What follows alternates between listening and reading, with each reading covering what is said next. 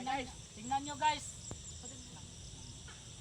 Tingnan nyo guys, oh, lumalabas na talaga guys. Ganito talaga ang inaabangan namin palagi dito. Yung sunset guys.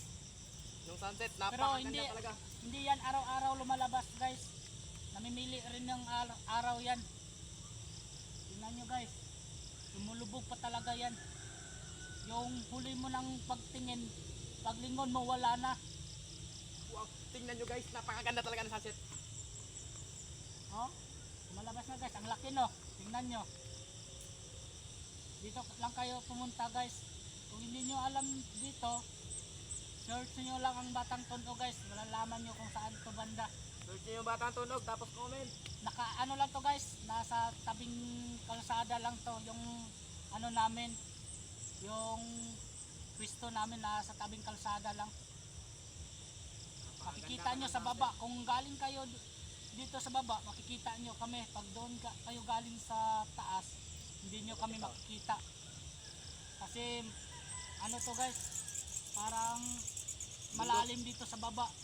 Bundok kasi to guys, bundok. Kaya klarong-klaro, kitang-kita yung ano, yung sunset. O, tingnan nyo guys. Pakita mo nga yung photography namin. O, tingnan nyo.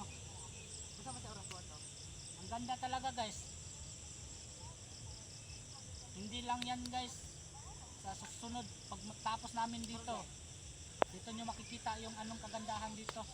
Yung lahat na matatapos namin, yung ginagawa namin dito na bahay-bahay, upuan, misa para kainan sa mga kasamahan ko guys. Hindi lang to ngayon nyo makikita. Araw-araw nyo to makikita kasi dito kayo palagi tatambay pag natapos namin yung ano namin.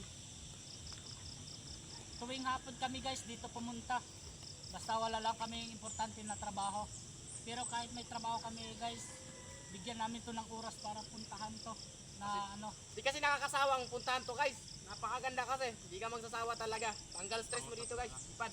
Kahit ano to guys, kahit tanghali pumunta kayo dito, umaga, ganda naman pero hindi nyo makikita ng ganyan na araw guys. Wala kasi ang araw pag umaga dito. Kaya nga inabangan namin dito tuwing hapon guys. Pero kung gusto kayo pumunta dito na ano guys, umaga o tanghali, magdala kayo ng baon. Dito kayo kakain, magmukbang kayo dito. Ang ganda naman talaga guys. Mas lalo na itong magawa namin ng bahay.